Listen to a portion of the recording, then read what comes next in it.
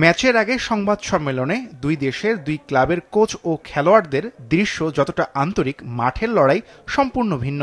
একদিকে বাংলাদেশের ঐতিহ্যবাহী দল আবাহনী লিমিটেড, যারা এশিয়ায় ক্লাব পর্যায়ে বিভিন্ন স্তরে খেলেছে 14 বার। অন্যদিকে কিরগিজস্তানের মুরাস ইউনাইটেড দেশটির প্রিমিয়ার লিগে খেলেছে মাত্র 2 বার। 28 দিন অনুশীলন করে এএফসি চ্যালেঞ্জ লিগের ম্যাচ খেলবে আবাহনী। প্রস্তুতি নিয়ে আক্ষেপ আছে আবাহনীর কোচের।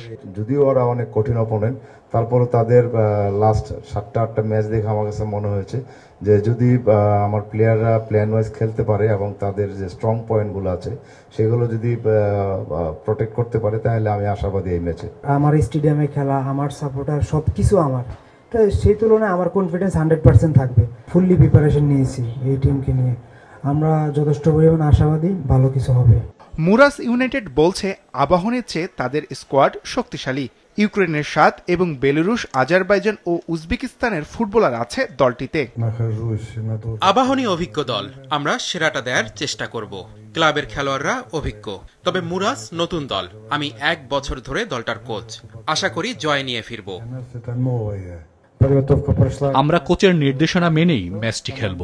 আবাহনীর নিজেদের মাঠ, তবে আশা করি প্রতিপক্ষকে আমরা চ্যালেঞ্জ জানিয়ে পরের পর্ব নিশ্চিত করতে পারব। জাতীয় স্টেডিয়ামে এই ম্যাচ শুরু হবে বিকেল 5টায়।